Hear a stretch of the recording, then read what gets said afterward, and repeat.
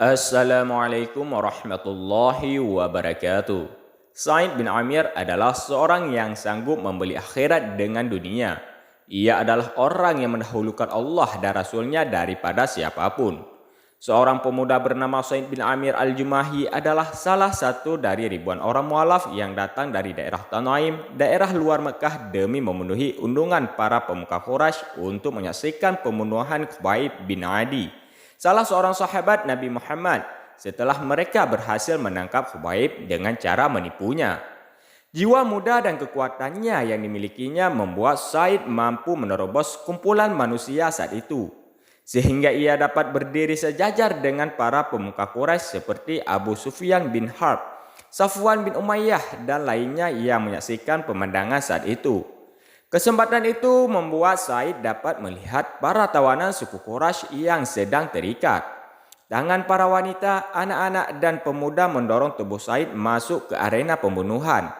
Di tempat para suku Quraisy melakukan balas dendam kepada Nabi Muhammad lewat dari Khubayb, dan sebagai balas dari para anggota suku Quraisy yang mati dalam perang Badar.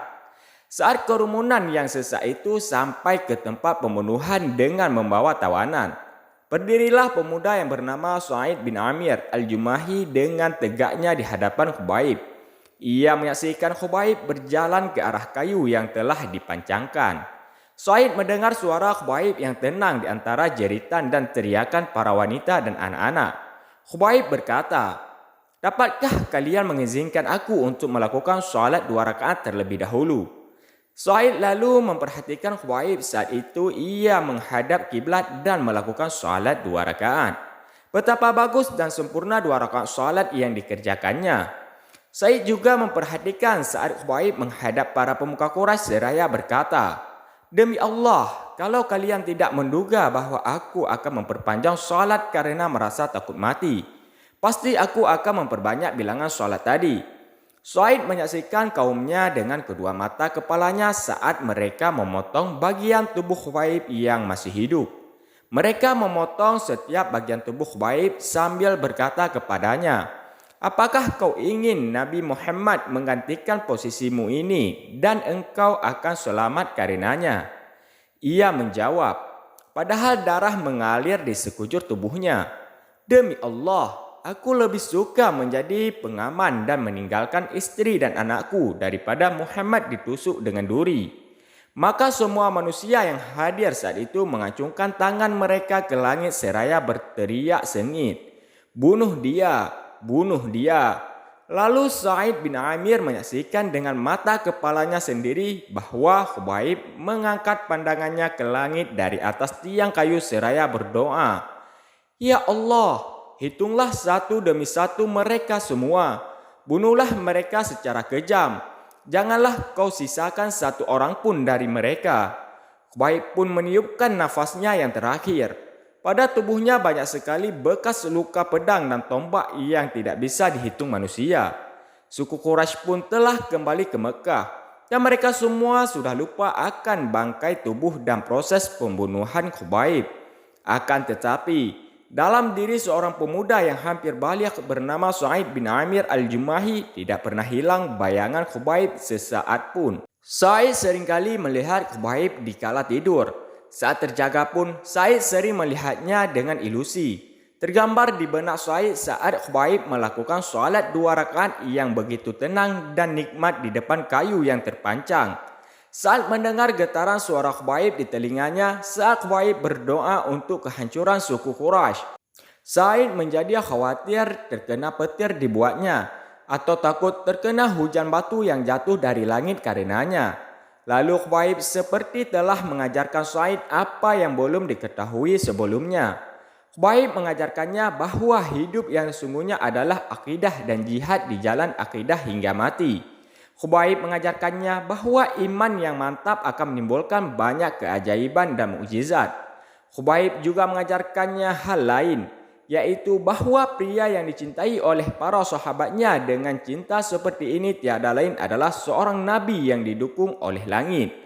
Pada saat itu pula, Allah Subhanahu wa taala melapangkan dada Sa'id bin Amir untuk memeluk Islam. Maka ia berjalan menghampiri kerumunan manusia dan mengumumkan keterlepasan dirinya dari perbuatan dosa yang telah dilakukan suku Quraisy. Dan ia berikrar akan meninggalkan segala berhala yang pernah disembahnya dan ia mengumumkan bahwa ia telah masuk Islam. Said turut ikut berhijrah ke Madinah dan ia senantiasa mendampingi Rasulullah SAW. Ia pun turut dalam perang Khaybar dan perang-perang lain setelah itu. Setelah Nabi SAW kembali ke haribaan Tuhannya, Said menjadi pedang terhunus bagi khalifah pengganti Rasul yaitu Abu Bakar dan Umar. Dan ia menjadi satu-satunya contoh bagi orang yang beriman yang berniat membeli kehidupan akhirat dengan dunianya. Ia rela mendahulukan Allah dan pahala yang akan diberikan daripada semua keinginan nafsu syahwat badan. Kedua khalifah Rasulullah SAW mengetahui dengan baik kebenaran dan ketakwaan yang dimiliki oleh Said. Mereka berdua sering mendengarkan dengan serius setiap nasihat dan ucapan Said.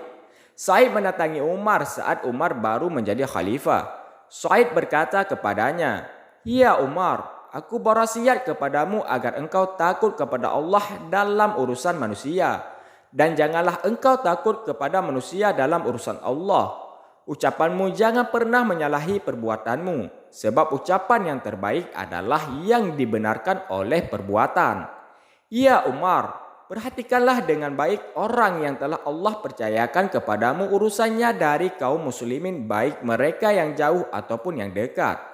Cintailah mereka sebagaimana engkau menyayangi dirimu dan keluargamu. Buatlah mereka membenci apa yang engkau dan keluargamu benci. Goncanglah kumpulan manusia untuk menuju kebaikan. Dan janganlah engkau khawatir terhadap kecaman orang selagi di jalan Allah." Umar pun bertanya, "Siapa yang mampu melakukan itu, wahai Said?" Said menjawab, "Yang mampu melakukan itu adalah orang sepertimu yang telah diberikan Allah kepercayaan untuk mengurusi permasalahan umat Muhammad. Tidak ada lagi jarak antara orang seperti dengan Allah." Sejurus kemudian Umar mengajak Said untuk menjadi salah seorang pembantunya seraya berkata, "Ya Said, kamu mengangkatmu menjadi wali atau gubernur daerah Hims." Said menjawab, "Ya Umar, demi Allah janganlah engkau menimpahkan fitnah atau ujian padaku." Umar pun menjadi berang seraya berkata, "Celaka kalian, kalian meletakkan kepemimpinan ini di leherku. Kemudian kalian mau lepas tangan dariku. Demi Allah, aku tidak akan membiarkanmu." Kemudian Umar mengangkat Said menjadi wali di daerah Hims seraya bertanya, "Bolehkah kami menentukan gaji buatmu?" Said menjawab, "Apa yang akan aku lakukan dengan gaji tersebut wahai Amirul Mukminin? Sebab gaji dari Baitul Mal melebihi kebutuhanku." Dan akhirnya Said pun berangkat ke Hims.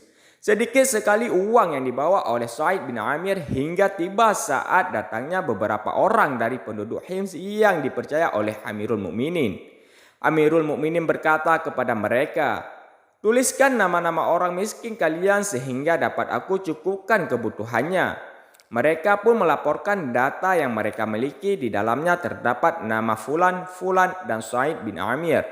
Umar bertanya kepada mereka, "Siapakah Said bin Amir ini?" Mereka menjawab, "Dia adalah pemimpin kami." Umar bertanya, "Pemimpin kalian termasuk orang fakir?" Mereka menjawab, "Benar. Demi Allah, lama waktu berjalan namun di rumahnya tidak ada tungku api menyala." Maka meledaklah tangis Umar hingga air matanya membasahi janggut. Kemudian beliau mengumpulkan uang sebanyak 1.000 dinar dan ditaruhnya dalam sebuah ikatan seraya berkata, "Sampaikanlah salamku padanya dan katakan padanya bahwa Amirul Mukminin mengirimkan uang ini untukmu agar semua kebutuhanmu tercukupi." Datanglah utusan tadi kepada Said dengan barang bawaannya. Said melihat bungkusan itu dan ternyata di dalamnya terdapat banyak uang dinar. Ia menolaknya seraya berkata, "Inna lillahi wa inna ilaihi raji'un." Seolah ia terkena musibah, lalu datanglah istrinya tergopoh-gopoh sambil bertanya, "Ada apa Said? Apakah Amirul Mukminin telah wafat?" Said menjawab, "Bahkan lebih dahsyat dari itu." Istrinya bertanya lagi, "Apa yang lebih dahsyat dari itu?" Ia menjawab, dunia sudah merasuki diriku untuk merusak akhiratku, dan kini fitnah sudah menyebar di rumahku. Istrinya berkata, kalau begitu campakkan saja hal itu, padahal istrinya tidak tahu tentang uang dinar tadi. Said bertanya, maukah kamu menolongku untuk melakukannya? Istrinya menjawab, iya. Maka Said mengambil uang dinar tadi dan ia membaginya dalam beberapa bungkusan, kemudian ia bagikan kepada kaum muslimin yang fakir. Tidak lama berselang, datanglah Umar radhiyallahu an ke beberapa daerah di Syam untuk memeriksa kondisi penduduknya. Saat ia tiba di Him, dan daerah ini disebut Al-Quwaifah sebagai panggilan kecil bagi kota Kufah. Dan untuk mempersamakan daerah Hims dengan Kufah karena banyaknya penduduk, ia mengeluhkan kinerja para pegawai dan wali di wilayah mereka sebagaimana yang sering terjadi di Kufah saat Umar tiba di sana. Beberapa penduduk menghampiri Umar untuk memberikan sambutan terhadapnya. Umar lalu bertanya kepada mereka, bagaimana pendapat kalian tentang amir atau pemimpin di sini? Mereka mengadukan keluhan kepada Umar dan mereka menyebutkan 4 kekurangan amir mereka. Setiap satu masalah lebih besar dari lainnya. Umar berkisah, maka aku pun mengumpulkan amir mereka yaitu Said bin Amir dengan orang-orang tadi. Dan aku berdoa kepada Allah agar doaanku tidak dibuat salah, karena aku menaruh kepercayaan besar kepada Said. Saat mereka dan pemimpinnya sudah tiba menghadapku, aku bertanya, apa yang kalian keluhkan dari amir kalian? Mereka menjawab, ia tidak keluar bekerja sehingga hari sudah amat asing. Aku bertanya, apa komentarmu dalam hal ini? Ya Said. Ia terdiam sejenak lalu berkata, demi Allah tadinya aku tidak mau mengatakan hal ini. Namun karena ini harus disampaikan maka aku pun akan menceritakannya. Aku tidak punya pembantu di rumah. Setiap kali aku bangun di pagi hari, maka aku harus menumbuk gandum buat keluargaku. Kemudian aku harus mengadukannya dengan perlahan sehingga ia menjadi ragi. Lalu aku buatkan roti untuk keluargaku. Kemudian aku berwudu dan keluar untuk mengurusi permasalahan manusia. Umar bertanya, lalu apa lagi yang kalian keluhkan terhadapnya? Mereka menjawab, ia tidak mau melayani seorang pun pada waktu malam.